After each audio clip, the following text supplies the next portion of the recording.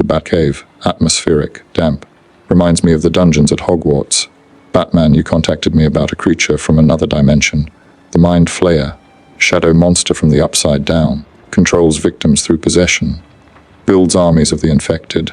Destroys everything it touches. I've dealt with possession. The Dark Lord used similar tactics. What's your concern? Theoretical. But dimensional barriers are thin. Stranger things have happened. Literally, if the Mind Flayer gets here, we're facing mass possession. Mind control on a city-wide scale. It operates like a hive mind. One consciousness controlling thousands of bodies. I need to know how to fight that. You've dealt with mind magic, legitimacy, possession. What works? What doesn't? Against the Dark Lord's possession, I used occlumency. Shielding the mind, building mental walls. It worked for me because I trained for years, cleared my emotions, focused my thoughts. The average person has no such discipline. Their minds are open books. The Mind Flayer would walk through their defenses like they're not there. You can't teach a city occlumency in time. You need a different approach. Something that doesn't rely on individual mental strength. Physical separation. Keep people away from the Mind Flayer's range. It possesses through proximity and connection. What if we evacuate? Clear the target area. Remove the host before it can spread. The issue is detection. How do you know who's infected? The possessed look normal, act normal, until they don't.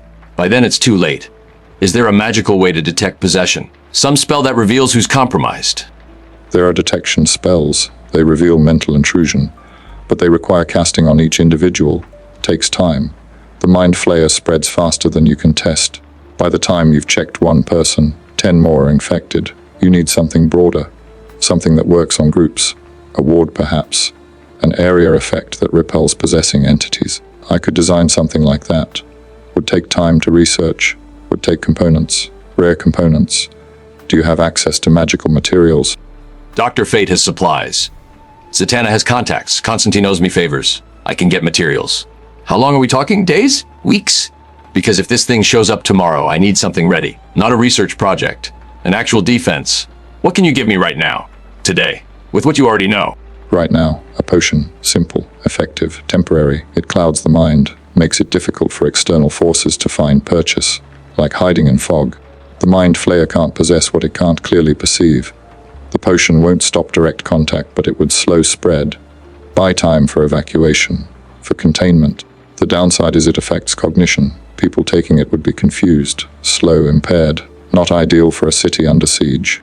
Impaired citizens are better than possessed citizens. How fast can you brew it? How much can you make? We'd need enough for millions potentially. That's not a small batch. That's industrial scale. Can magic scale like that? Or are we limited by brewing time and cauldron size? Magic scales poorly. Potions require time. Precision, you can't rush them without risking failure. A batch for one person takes an hour. A batch for thousands takes days, for millions. Weeks. We'd never produce enough in time. You'd need another delivery method. Something faster. Something that reaches everyone simultaneously. Gas perhaps. An aerosol version. I've never tried it, but theoretically possible. Let's get Robin's input. He studied the Mind Flayer. The Mind Flayer isn't just possessing people, it's converting them, changing their biology. The possessed have altered body chemistry, different neural patterns. It's like they become extensions of the creature. Part of its body. That means magic that affects minds might not work, because they don't have independent minds anymore. They're puppets.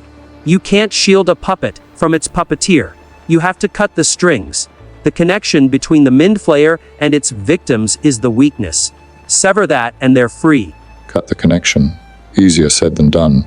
How do you sever something you can't see? Something that exists across dimensions? The connection isn't physical.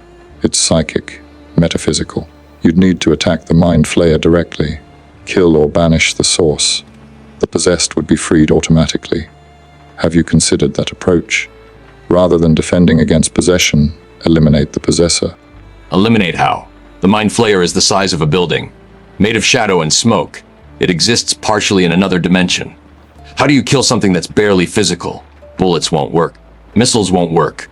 It's not made of matter the way we understand it. You're the expert on creatures that shouldn't exist. What kills a shadow monster? Light, heat, fire. Shadows exist in absence of light. Introduce enough light and shadows disappear. The Mind Flayer operates in darkness, in the cold, in the upside down where everything is decay and death. Bring it into bright sunlight, into warmth, into life. It would weaken, potentially disperse. You'd need massive amounts of light, concentrated, focused. Like sunlight through a magnifying glass, but city-sized. Can you generate that kind of power? Wayne Enterprises has solar arrays, energy weapons, focusing technology. Superman can fly into the sun and redirect energy if needed. Green Lanterns can create light constructs. Between us, we could generate enough light to illuminate half the planet. The problem is targeting. The Mind Flayer moves, hides, uses the possessed as shields. How do we hit it with light when it's surrounded by innocent people? We can't just fry a city block because the monster's there. You don't target the city, you target the dimension. The Upside Down is where it's strongest, where it originates. Shield the dimensional breach, close the gate, trap it on the other side. Then flood that dimension with light. Purge it at the source. The possessed here would be freed. The Mind Flayer would be destroyed in its own realm. You'd need someone who understands dimensional magic. Doctor Strange, perhaps. Someone who can close rifts between worlds. Strange can do it, so can Fate. The plan is workable. Locate the breach, seal it, flood the other side with concentrated energy. The Mind Flayer dies in its own dimension. The possessed are freed here. Casualties minimal. It's clean, it's effective, I like it.